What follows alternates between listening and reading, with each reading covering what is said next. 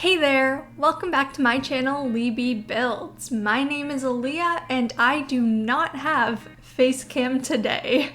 So I recently got a new computer and I have not gotten my camera set up yet, so sorry, but you can't see my face today anyways. I honestly just have no idea how to set up my camera to my computer. I'm still researching it. If you have any suggestions, you can comment down below about that, but I'm sure I'll get it figured out within the next few videos. I'm not completely tech stupid, so we'll see about that. But anyways, hey, welcome back to a speed build. It's been a while since I've had a speed build on my channel because I did my Star Wars playthrough and I had a lot of fun with that, but I'm really happy to getting back to the content that is most me, which is speed builds. I love building in The Sims, so if you're new here, I will mostly have speed build content. So even though I just uploaded 5 episodes in a row of a Let's Play, that's not necessarily the videos I will mainly have on my channel. I just wanted to do a playthrough of the new pack just because I knew a lot of people weren't getting the pack and I kind of wanted to be able to show what the pack has to offer for those who weren't gonna get it or who were considering getting it despite all the backlash against it.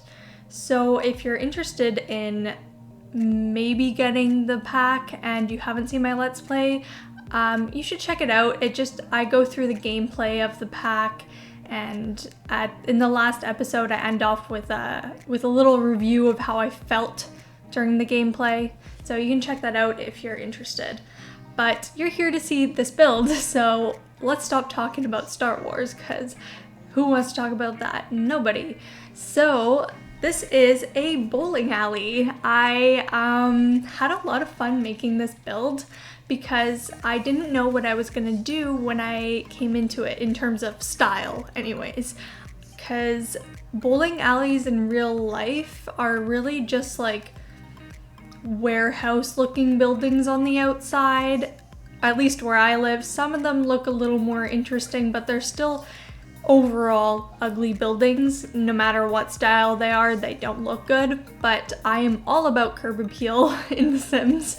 So I decided to go with an industrial old factory that I have turned into a bowling alley / lounge. So I actually had no idea that there was not a bowling alley lot trait or lot type in this game. I thought it would have been pretty self-explanatory to have a bowling alley lot, but I looked through it 3 times and I was like, nope, it still doesn't say bowling's an option. So I just went with lounge because I felt like that was kind of what I was in the mood to build for. There was only a few other things that really could have gone with it. I could have done a gym because bowling is you could say it's a fitness activity, I suppose.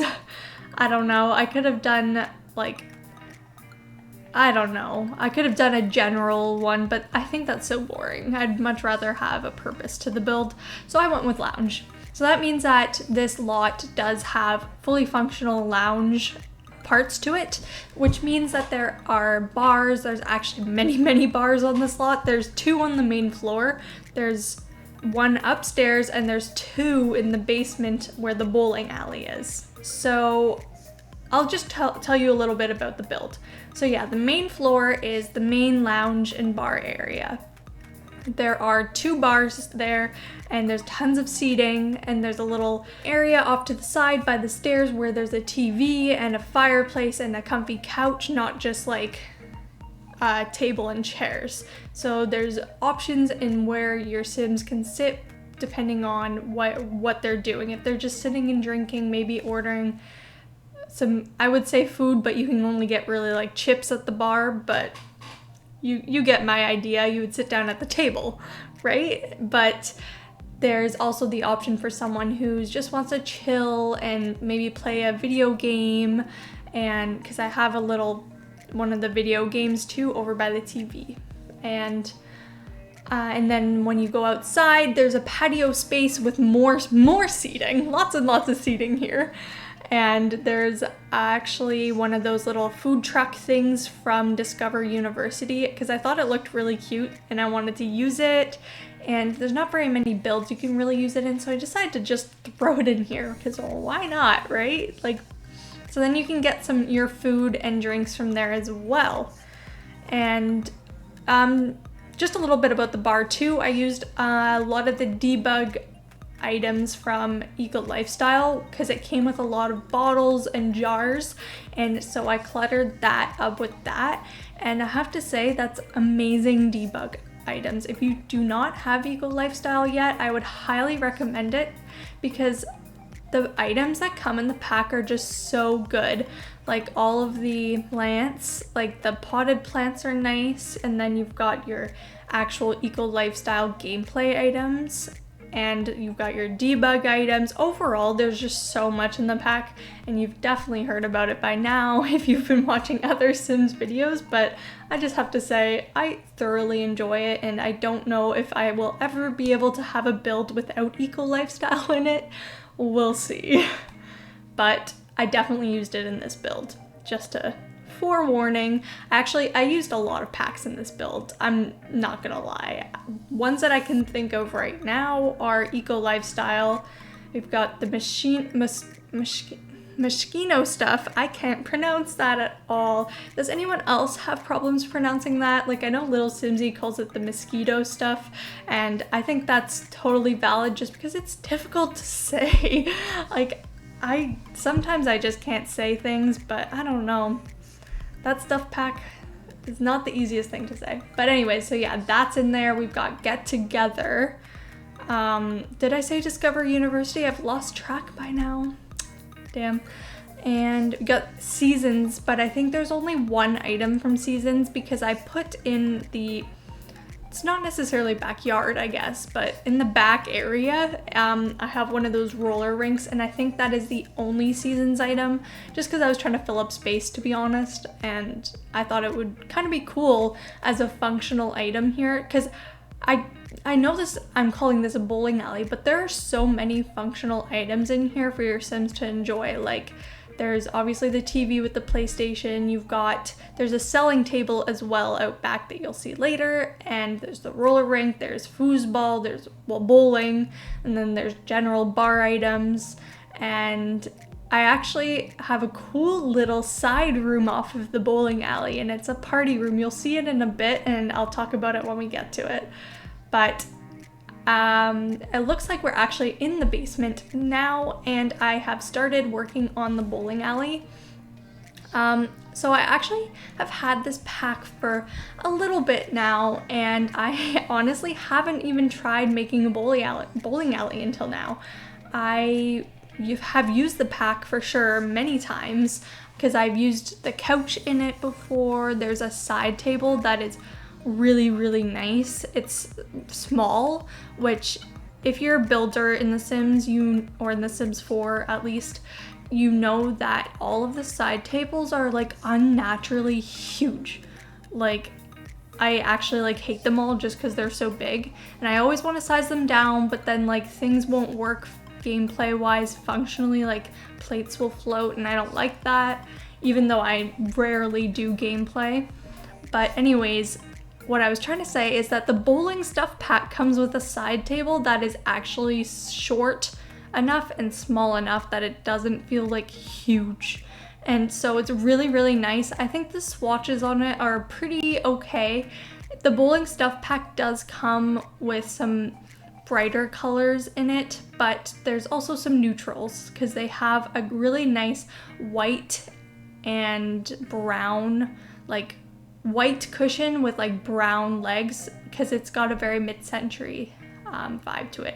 This is actually the couch here that you're seeing on the screen that I'm talking about. It has other swatches. I went with a more colorful one because we are bowling, and so everything is always slightly colorful when you're bowling.